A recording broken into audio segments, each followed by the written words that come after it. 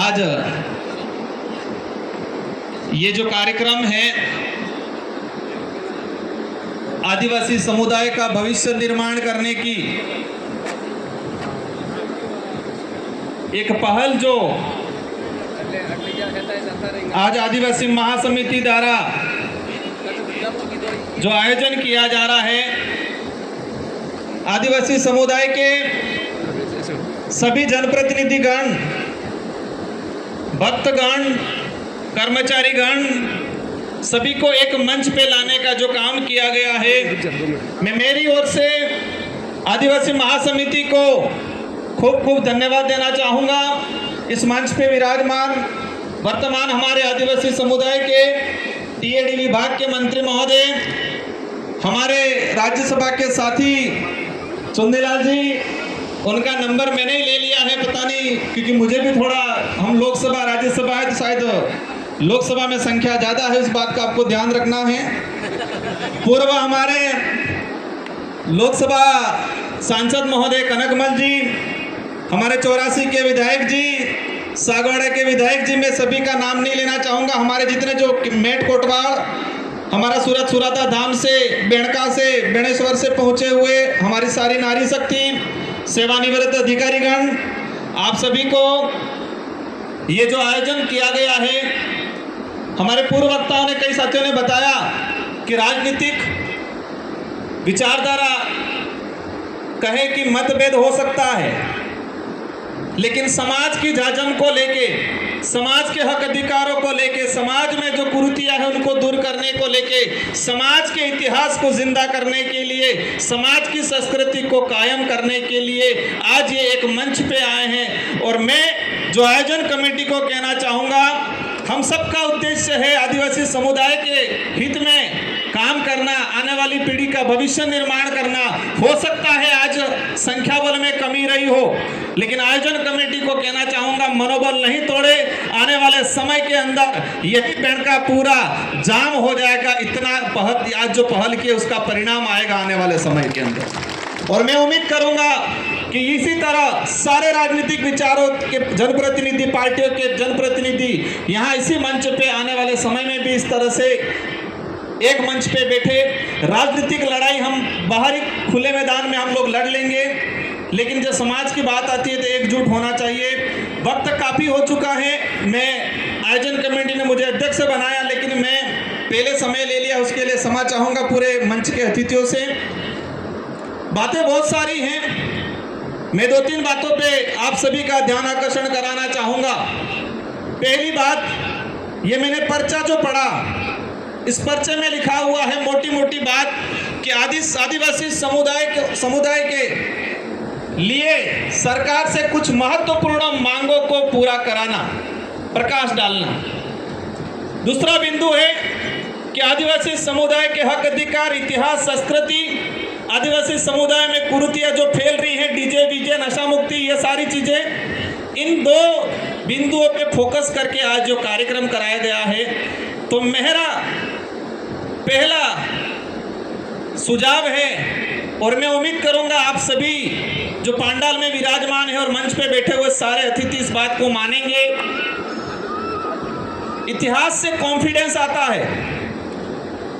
एक स्कूल के अंदर 35 बच्चे बैठे हैं, टीचर खड़ा करके पूछता है किसी बच्चे को, खड़ा हो जा, क्या नाम है, फिर पूछेगा तेरे पिताजी क्या करते हैं। अगर किसी बच्चे का पिता टीचर होता है, ठेकेदार होता है, तो वो गर्व से कहता है मार बाप तो टीचर है, मास्टर है इनके, मार बाप तो नेता है, सरपंच इनके। और किसी बच्चे का बाप अगर बेचारा कुछ नहीं करता है, मजदूरी करता है, खेती करता है, तो उस बच्चा धीरे हो के कैसे नहीं करते हैं, वो कॉन्फिडेंस नहीं आता है, डरता है बेचारा कि मेरा बाप कुछ नहीं कर रहा है।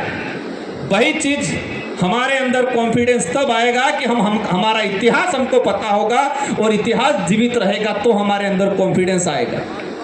इस देश के इतिहास में सबसे ज़्यादा खून पसीना अगर बहा है, मुगल आए, राजा रजवाड़े आए, अंग्रेज आए, सबके सामने लड़ाइयाँ लड़ी है सबसे ज़्यादा आदिवासियों ने, और इस देश की धरती पे सबसे ज़्यादा खून आदिवासियों का बहा है।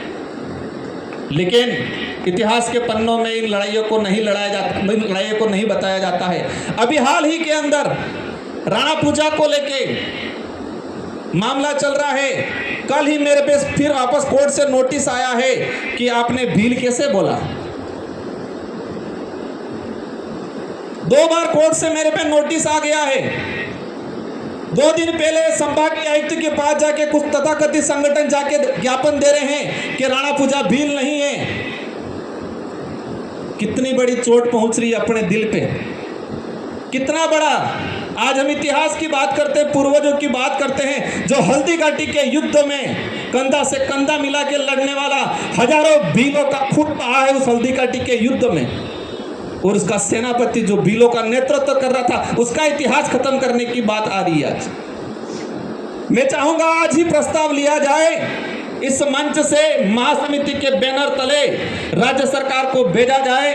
मंत्री जी हमारे सरकार के प्रतिनिधित्व बैठे हुए हैं, हम उनको कहना चाहेंगे, हम सब मिलकर प्रस्ताव ले कि राणा पूजा भील को लेकर जो विवाद खड़ा किया जा रहा है, इन लोगों पे मुकदमा दर्ज किया जाए। इस बात को मानते हैं कि नहीं मानते? करना चाहिए कि नहीं करना चाहिए? इतिहास की बात करते, महाराणा प्रताप का जब इतिहास हम पढ़ते हैं, श्यामल देव द्वारा जो किताब लिखी गई थी, उसमें महाराणा प्रताप खुद के भाइयों पे भरोसा नहीं करते थे जितना भीलों पे भरोसा करते थे। इनके जब भी जहां रुकते थे, रात को 4 पहर बना के रखते थे। 4 पहरे, एक पहरे पे उधर टुकड़ी रहती थी, एक पहरे पे उधर टुकड़ी रहती थी। 3 पहरों पे भील हुआ करते थे, 1 पहरों पे चुंडावत हुआ करते थे।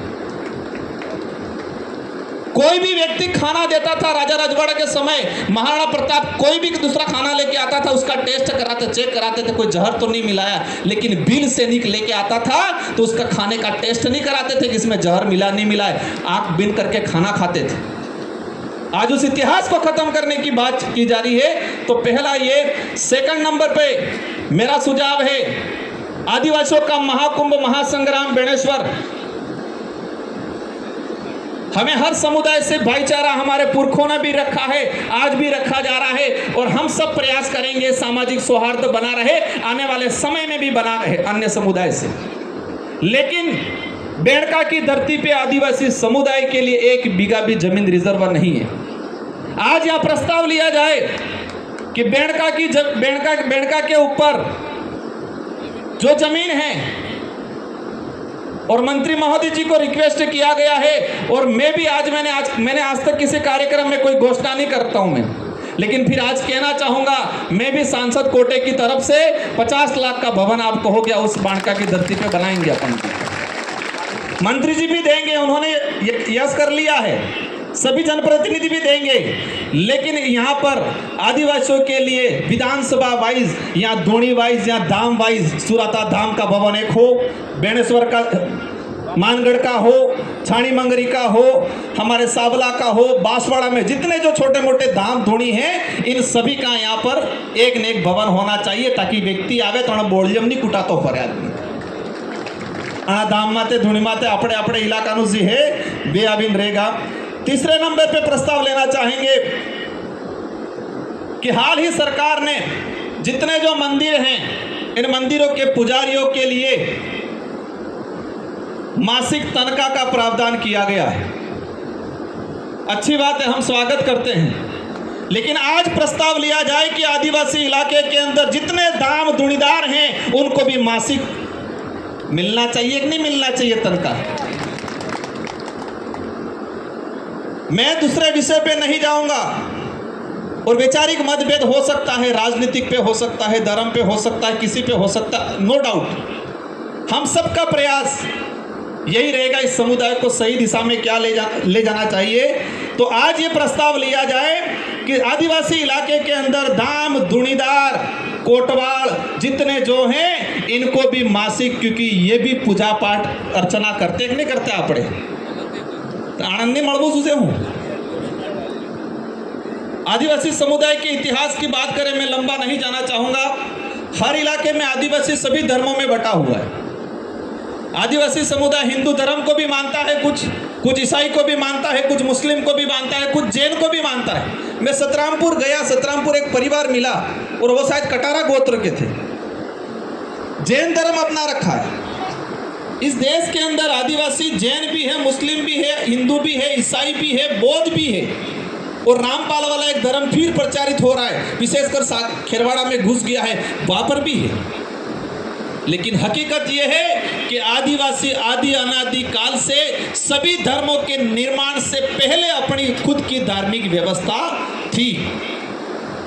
यह मानना पड़ेगा हमको। आदिवासी धर्म परंपरा में, आदिवासी भक्ति परंपरा में, ये मेट कोटवाल बैठे हुए मेरे से उम्र में ज्यादा, भले पद पे आज बड़ा हूं मैं, लेकिन मैं जो समझा हूं, हमारी भक्ति परंपरा में दाम धूणी थानक नु महत्व है, न कि मंदिर नु।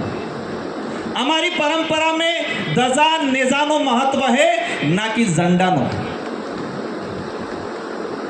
हमारी भक्ति परंपरा में दाम धूणी थानक, कुल मताई, गामखेड़नी मताई, पितृदेव, ये एक क्रमबाज है। और नेजो और धजा, ये हमारी कल उठा के आज हम कलम चढ़ जाएगा तो जैसे आज राणा पूजा के इतिहास पे छेड़छाड़ी की जा रही है, कल उठा के हमारी भक्ति परंपरा के साथ भी छेड़छाड़ी की जाएगी। दूसरा दावा करेगा, जैसे ऋषभदेव केसरिया जी दुले बावसी था, काला बावसी था, आज कलम चढ़ी मटी क्यों हुई, मटी क्यों नहीं मटी क्यों। तो इसी तरह हमारे संत सुरमाल महाराज, गोविंद गुरु महाराज, हमारे मावजी महाराज की धाम धुनियों पे आने वाले समय में कलम नहीं चढ़े, उस बात का भी हमें विशेष ध्यान देना है। समय काफ़ी हो गया है। मैं हालांकि चुन्नीलाल जी को नाराज नहीं करूंगा। अंत में एक दो बात और कहना चाहूँगा। मंत्री जी ने कहा था हमारा समाज सबसे ज़्यादा मेहनत करता है, नहीं शायद गरीब है बोला था, बात सही है। मैं सबसे एक सवाल पूछना चाहूँगा कि सबसे ज्यादा मेहनत कौन सा समाज करता है? तो सबसे ज्यादा गरीब कौन है? अब मेहनत की बात आती है तो मेहनत कितने प्रकार की हो गई? शारीरिक मेहनत और मानसिक मेहनत। इसमें मैं कभी और बोलूंगा। गरीबी की बात आ गई, किस बात से गरीब? शारीरिक रूप से गरीब, विचारों से गरीब, शिक्षा की दृष्टि से गरीब, या फिर आर्थिक रूप से गरीब। हम एक पहलू को देख रहे हैं कि हम आर्थिक रूप से गरीब हैं, लेकिन हमें इस गरीबी के दूसरे पहलुओं को भी देखना है। हम शारीरिक रूप से, हम विचारों की दृष्टि से, हम शिक्षा की दृष्टि से भी थोड़े थोड़े कमजोर होते जा रहे हैं। इनका इलाज भी धीरे धीरे सब चीज होगा। सेकंड चीज, बीमारी। आदमी शरीर से बीमार होता है, बीमारी भी दो प्रकार की होती है, एक शारीरिक बीमारी और एक मानसिक बीमारी। डूंगरपुर, बांसवाड़ा, पूरे आदिवासी इलाके के अंदर शारीरिक बीमारी को ठीक करने वाले डॉक्टर ज्यादा हैं, मानसिक बीमारी को ठीक करने वाले डॉक्टर बहुत कम हैं। इसलिए कभी कभी हमको बिना डिग्री के भी बनना पड़ता, फर्जी डिग्री नहीं लाएंगे। हाँ, तो ये इन सारी चीजों को ध्यान में रखते हुए हमें आने वाले समय में, और मंत्री जी से एक अनुरोध करना चाहूँगा, सुप्रीम कोर्ट का जो जजमेंट आया है उस पे अपना छोटा मोटा मतभेद हो सकता है, लेकिन मेरा सुझाव है, अभी जो जनगणना हो रही है और जनगणना के अंदर सुप्रीम कोर्ट का जजमेंट था आरक्षण के अंदर कोटे में कोटा, हम मानेंगे कोई दिक्कत नहीं है, लेकिन राजस्थान सरकार की तरफ से एक अधिसूचना जारी हो जाए कि उदयपुर संभाग आदिवासी बाहुल्य क्षेत्र शेड्यूल एरिया के अंदर जो भील समुदाय है जिनके रिकॉर्ड में जिन्होंने मीणा कर दिया है वो एक साथ संशोधन हो जाए। इसके बाद अगर कोटे में कोटा भील, मीणा या घराशय के नाम से होता है तो हम स्वीकार करेंगे, लेकिन इससे पहले हम क्षेत्रीय आधार पे हम लोग, हमारी बात ये रहेगी। और आरक्षण को लेके, प्रशासनिक सेवा में आरक्षण की लड़ाई को लेके हम लोग तैयार रहेंगे, लेकिन ये जनगणना हो रही है, उस जनगणना के अंदर हमारे आदिवासी समुदाय के जो भील समुदाय है जिनका मीणा हो गया है वो संशोधन किया जाए। इसके बाद हम एग्री हो जाएंगे, एक राज्य सरकार की तरफ से अधिसूचना जारी करा दी जाए। इन्हीं शब्दों के साथ शराबबंदी को लेके, पैसा एक्टों को लेके, 5वीं अनुसूची को लेके काफ़ी चीज़ें हैं, हमारे काफ़ी वक्ता बाद में बोलेंगे। और मेरे पंडाल में विराजमान सारे अतिथियों, सारे जो हम, आप भी अतिथि हो, मंच पे बैठे वही अतिथि, ऐसा नहीं है, आप भी अतिथि हो, हमारे में अतिथि हो, आपके अतिथि हम हैं, हमारे अतिथि आप हो। तो मेरा करबंद निवेदन है कि मेरी अभी 6 बजे ट्रेन है, आप सब घड़ी में देख सकते हो क्या टाइम हुआ है, तो मैं भी निकलूंगा, मंत्री जी भी निकलेंगे, और बाकी हमारे राज्यसभा सांसद जी, सारे विधायक जी और ये महासमिति के और हमारे सुराता धाम और हमारी नारी शक्ति काफ़ी लोग बोलना बाकी हैं। सबका वक्तव्य सुनना है। हो सकता है कुछ विचारों से आप सहमत हो, कुछ से नहीं हो, लेकिन समाज की बात आती है, एक लाइन के लिए हम सबको एक रहना है। इन शब्दों के साथ आप सबको धन्यवाद। बोलिए संत सुरमाल महाराज की, बोलिए गोविंद गुरु महाराज की, बोलिए बेड़का धरती की। धन्यवाद।